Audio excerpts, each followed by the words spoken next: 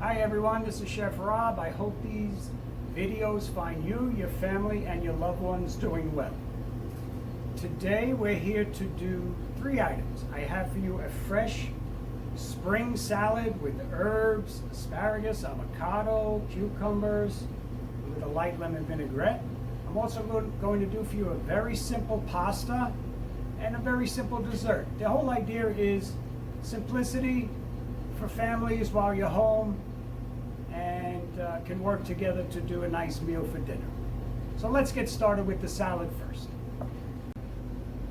Okay, so first thing we're going to do is add our salad greens to our mixing bowl. In here is arugula, romaine, and a spring mix that you find in the stores. All the grocery stores locally have it. Giuseppe's, North Shore, Whole Foods. It's pre-packaged, so no worries. All you do is select the one you're comfortable with. So to the mixed greens, we're going to add herbs. Now, herbs to a salad is usually a great accompaniment. It offers fresh flavor, it offers vitamins, nutrients, and you get little pops of flavor throughout your bites, and it makes it very interesting. So in here is parsley leaves, cilantro leaves, and mint. They go in next. Shaved asparagus, you use your vegetable peeler to shave that. Cucumbers. Avocado.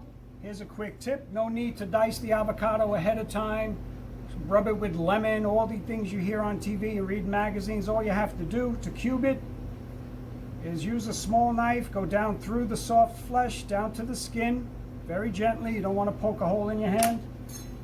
Grate a spoon and scoop it out. All right, and now you got little cubes going out throughout your salad. Do the same thing with the other side. Quick tip on pitting the avocado. Knife gently into the pit, remove the pit. And that's also another way to tell if you're not sure if your avocado is ready at that point.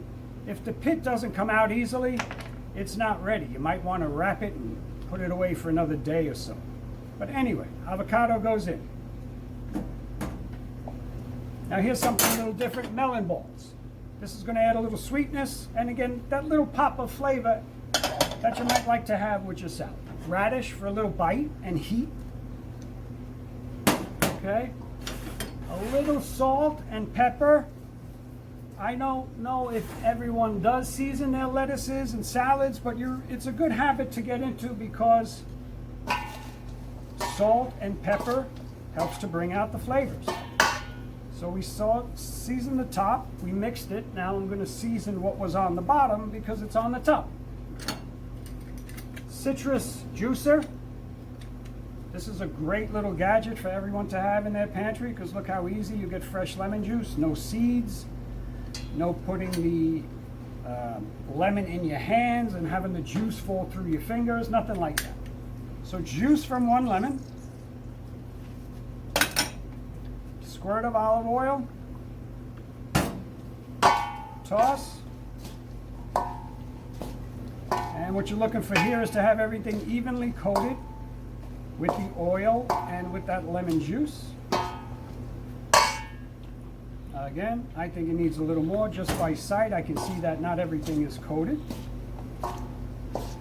You want to use, this is extra virgin olive oil. You want to use a different olive oil? Be my guest. Walnut oil, avocado oil, rapeseed oil.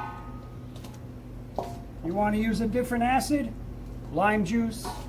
A white wine vinegar, a light white wine vinegar is fine also. Okay, and now we're going to go to the plate. Okay, here is your finished salad, dressed, plattered, ready to roll. I always like to finish with a little squeeze extra of olive oil. And you're ready to go. There's your fresh spring salad. Now let's move on to our pasta. It's a penne pasta with fresh cherry tomatoes, spinach, and fresh mozzarella. I have for you the ingredients, just like your recipes in books and magazines, all in order that you're going to use them to cook. So here's your garlic and shallots. It's about 4 garlic cloves, sliced. 1 minced shallot. This is a 1.5 pints of halved heirloom cherry tomatoes. This is about 4 cups of loosely packed spinach. In here I have approximately 8 ounces of tomato sauce. Again, this is simple recipes. You don't have to make the tomato sauce. If you go to Giuseppe's, you buy his brand, it's great. Okay? Tomato sauce, your penne, Sile mozzarella. You don't have the Sile, don't worry about it. Get a ball of fresh mozz, cube it up, you're ready to roll. Little pesto, little heavy cream, little butter, little cheese. It's a diet recipe. So in our pan, I have about a 1/4 cup of olive oil. I'm going to add the sliced garlic. And I like, one thing about garlic is it treats you the way you treat it. You smash it lightly, it's going to go easy on you. You slice it like this, you're going to have a little more garlic flavor. You chop it fine, it's going to come back to haunt you in the forms of agita. Kind of like being in a relationship. The better you treat your spouse, the better you get treated. Anyway, garlic in, shallots. You turn up the heat a little bit. And what we're looking to do here is not only flavor the oil, to get those aromatics softening, adding their flavor, lightly caramelizing and toasting. Okay? At that point, we're good with our cherry tomatoes. They go in. Now what's going to happen here is they're going to look to give off a little water, which is good. It's going to help us with the sauce. So at this point, you want to add a little seasoning, a little salt, a little white pepper. Helps to bring out those tomato juice. All right, that's looking good. Everybody's nice and happy in there. We got green tomatoes, we got yellow, we got red, all cherry varieties, all heirloom. This one is a green zebra. You got brandywine red in there. You got sunburst yellow. Okay? Now we're going to add the spinach. Whole leaf spinach, be sure it's clean. Again, you can pick up a bag in the supermarket. You can pick up a clamshell in the supermarket. So you're ready to go with that. Again, no fuss, no worries, no work. All right. Then we go with that. And we're just going to wilt out that spinach for a minute or two long. So as you can see, our spinach is wilted out. Our tomatoes are looking great. Got good flavor in there so far. Now I'm going to add just a little bit of that store-bought tomato sauce. Now, you're not locked into the store-bought. If you make your own, be my guest, use it, right? So I added about 4 ounces of the tomato sauce. I'm just going to coat everything with that. And now it's time, let's see, our pasta is looking good. So we're going to go straight from the boiling water into our pan with the sauce. Now, with the pasta, you follow the directions on the back of the box or bag. You know, a lot of good recipes come off the boxes and the bags. The people at these large food companies, they pay a lot of people a lot of money to research and develop recipes for us at home. So, not a bad thing. They usually have some pretty good recipes on it. So anyway, pasta cooked and in. We're going to give it now a little toss to coat. And it's a good thing also to, if you can, not drain your pasta in the sink and can go straight from the cooking liquid into your sauce, much better. The only thing you have to do is really drain the pasta well when you're removing it from the boiling water. Now, here's another trick. Pasta water. This one everybody knows. Okay, little pasta water in there. Adds a little bit of salt that's been in that water. And it adds a little bit of starch that was released from your pasta. All right, so now we mix up one. Next thing is Sile mozz. And like I said earlier, you don't have the Sile, Don't panic. You get fresh mozz in the bowl. You get polio in the refrigerated section. You cube that up. It's going to melt the same. It's going to give that nice little creamy hint to your pasta. Okay. Next, touch of heavy cream. Not a lot. A couple of tablespoons. If you don't have the cream, don't worry about it. Don't use it.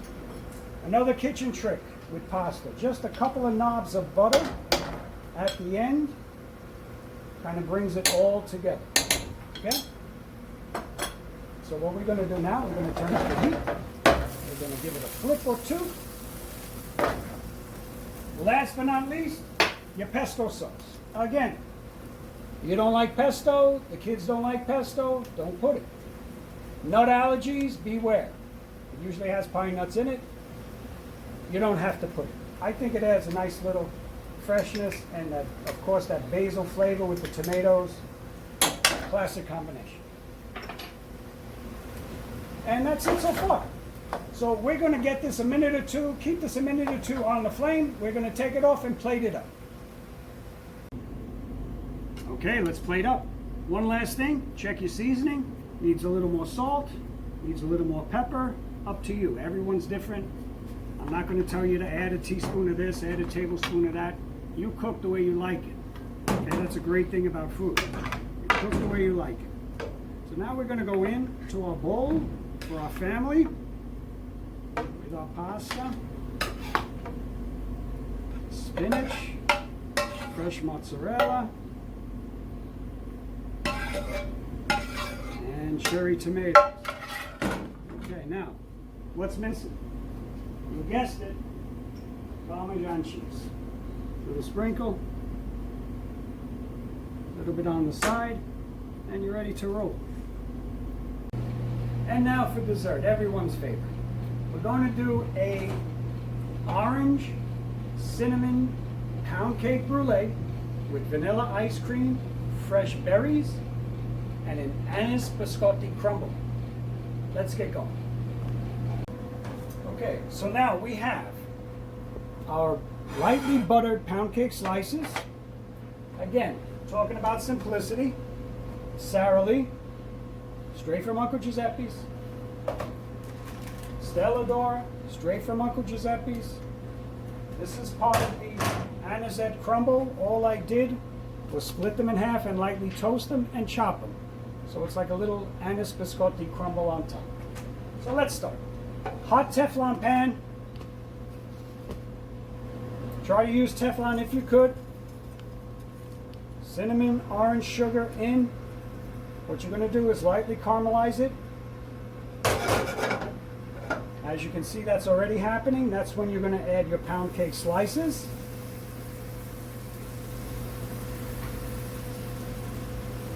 And they are going to lightly brown. The sugar is going to adhere to the bottom. And when they rest, the sugar is going to harden into a crust. So that's our brûlée. Brûlée in French is burnt. So it's going to have a slight little coloration to the pound cake. Okay. So now let's give them a flip.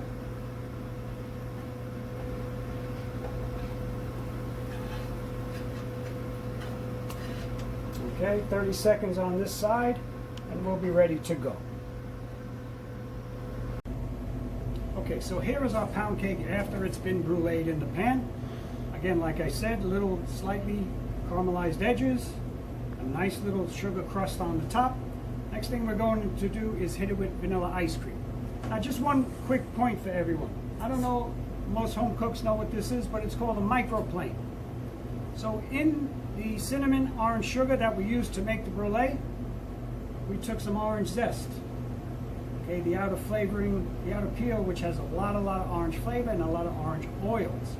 Now, what do you do with the orange that's left over? So a lot of times in recipes, we'll use an ingredient 2 or 3 times. So now, you got orange in here, you can enhance the orange flavor by using a little bit of orange in here.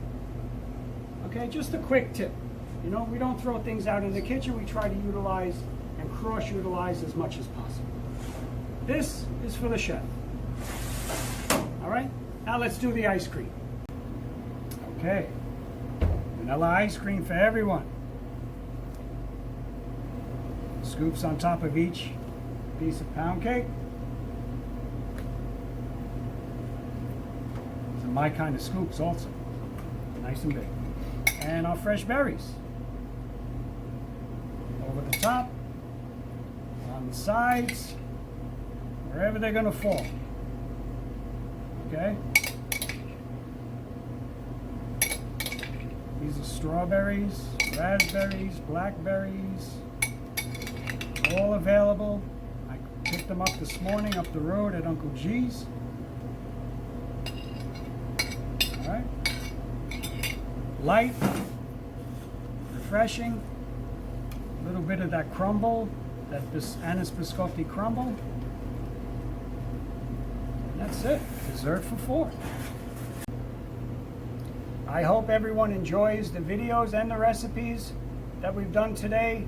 I hope everyone stays well and be safe.